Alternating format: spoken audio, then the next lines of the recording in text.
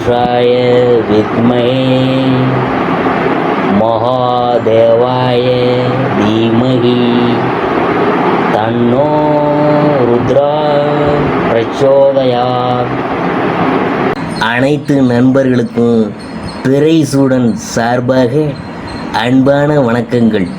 இந்த வீடியோ பிடித்திருந்தால் லைக் பண்ணுங்கள், ஷேர் பண்ணுங்கள், கமெண்ட் பண்ணுங்கள், மறக்காமல் சப்ஸ்கிரைப் பண்ணுங்கள்.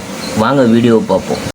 ஜூலை மாத கிரக பயிற்சி 2025 ஆண்டு எப்படி இருக்க போகுதுன்னு பார்க்கும் பொழுது, சோசியத்தில் மிகவும் முக்கியத்துவம் பெற்ற சனி பகவான் ஜூலை மாதம் 13ஆம் தேதி வக்கர பயிற்சி அடைய உள்ளார். சனி பகவான் வக்கர நிலையில் சஞ்சரிக்கிறது அதன் வீரியத்தை அதிகரிக்கும் என்கிறதுனால சனி வக்கர பயிற்சி முக்கியத்துவம் பெறுது. அதோடு சூரியன் கடகராசிக்கு போகிறாரு, செவ்வாய் கன்னி ராசிக்கு பயிற்சி ஆகிறாரு. ஆடம்பர சுக வாழ்க்கை அளிக்கும் சுக்கிரன் ஜூலை மாதத்தில் ரிஷபராசியில் உள்ள நிலையில் மிதுனத்துக்கு போகிறாரு. ஜூலை மாத கிரக பயிற்சிகள் காரணமாக சில ராசிக்காரவங்க குறையாத அதிர்ஷ்டத்தையும் செல்வத்தையும் பெற்று வளமான வாழ்க்கை வாழ்வாங்க என்கிறாங்க. ஜூலை மாத ராசி பலன்கள் 2025 ஆண்டு மீன ராசியை பற்றி நாம் பார்க்க போகிறோம். அதில் குடும்பம், வாக்கு, தனம் ஆகிய ஸ்தானத்தில் சுக்கிரன் சஞ்சரிக்கிறதுனால வருமானம் போதிய அளவுக்கு இருக்கா, பணப்பற்றாக்குறை ஏற்பட வாய்ப்பில்லை. 7.5 சனி நீடிக்கிறதுனால உடல் நலனில் கவனமாக இருக்கணும். கூடிய வரையில் வீண் அலைச்சலையும் கற்பனையான கவலைகளையும் குறைத்து கொள்ளுங்க. அர்த்தாஷ்டகத்தில் குரு பகவான் சஞ்சரிக்கிறதுனால கணவன் மனைவிக்கிடையே சிறு சிறு கருத்து வேற்றுமைகள் ஏற்படக்கூடும். முக்கிய பிரச்சனை ஒன்று நல்லபடியாகவே தீரும். எதிர்பாராத பண வரவிற்கும் சாத்தியக்கூறு உள்ளது. திருமணம் சம்பந்தமான முயற்சிகளில் வரணமையிறது தாமதப்படும். உத்தியோகம், விரயஸ்தானத்தில் சனி ராகு கூட்டு சேர்க்கை ஏற்படுறதுனால வேலை பார்க்கும் இடத்துல உழைப்பும் பொறுப்புகளும் சக்திக்கு மீறியதாக இருக்கும். கொடுக்கும் கூலி வேலை வாங்குவதில் சனிக்கு நிகர் அவரே. புதிய வேலைக்கு முயற்சிக்கும் மீனராசி அன்பர்களுக்கு நல்ல வேலை கிடைக்கும். ஆயினும் நிபந்தனைகள் சற்று கடினமாகவே இருக்கும். வெளிநாடுகளில் வேலை பார்த்து வரும் மீனராசிக்காரங்களுக்கு பணிச்சுமை சக்திக்கு மீறியதாக இருக்கும். சிலருக்கு இடமாற்றம் அல்லது இலாக்கா மாற்றம் ஏற்படும். அடுத்தது தொழில் வியாபாரம். சந்தையில் மிக கடுமையான போட்டிகளை சமாளித்தே விற்பனையையும் லாபத்தையும் தக்க வைத்து கொள்ள முடியும். புதிய முதலீடுகளை கண்டிப்பாக தவிர்க்க வேணும். முன்பணம் இல்லாமல் கடனுக்கு சரக்குகளை அனுப்புவதை தவிர்த்தல் வேணும் என்பதை கிரகநிலைகள் தெளிவாக குறிப்பிட்டு காட்டுது. நிதி நிறுவனங்கள் பிரச்சனைகளை ஏற்படுத்தும். சக கூட்டாளிகள் ஒத்துழைக்க மறுப்பாங்க.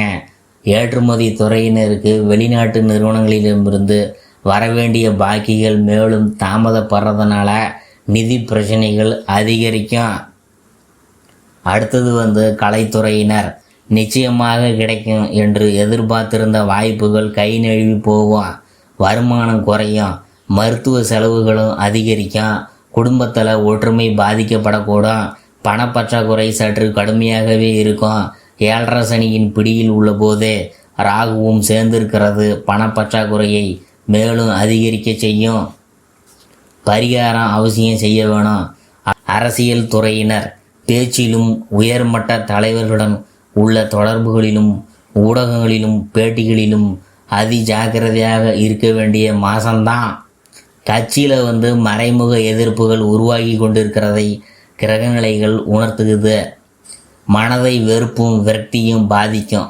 வேறு கட்சிகளுக்கு தாவிவிடலாமா என்ற மனதில் போராட்டமே ஏற்படுங்க. மாணவ மாணவியர், கல்வித்துறைக்கு தொடர்புள்ள கிரகங்கள் அனுகூலமாக இல்லை. தக்க தருணத்தில் படித்தவை மறந்து போகும். புத்தகத்தை கையில் எடுத்தாலே சோர்வும் அசதியும் ஏற்படுங்க. தேவையில்லாத தவறான எண்ணங்கள் மனதை போட்டு பாதிச்சிட்டே இருக்கும்.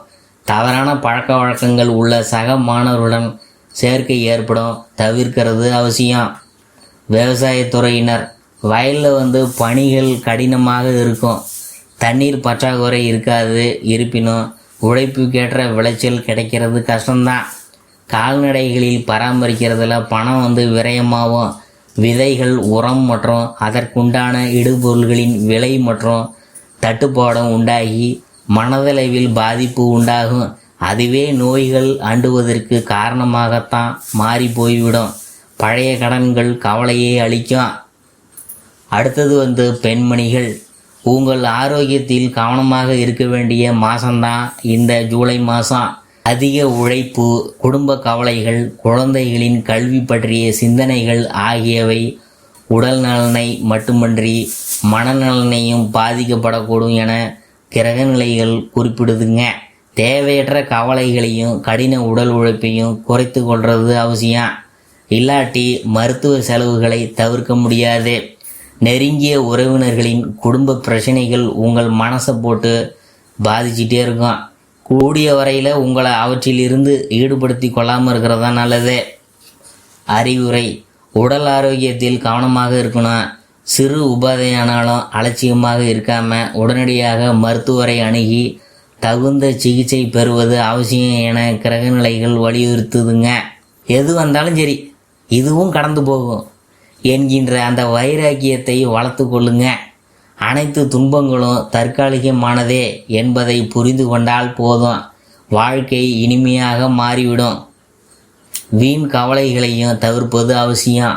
அடுத்தது பரிகாரம். தினமும் ஸ்ரீ கந்தசஷ்டி கவசம், ஸ்ரீ விஷ்ணு சகசரநாமம், ஸ்ரீ மீனாட்சி பஞ்சரத்னம், அபிராமி அந்தாதி ஆகியவற்றை சொல்லி பூஜிக்கிறது கைமேல பலனளிக்கும். இவற்றை செல்போனில் கேட்டாலும் நல்ல பலன் கிடைக்கும்.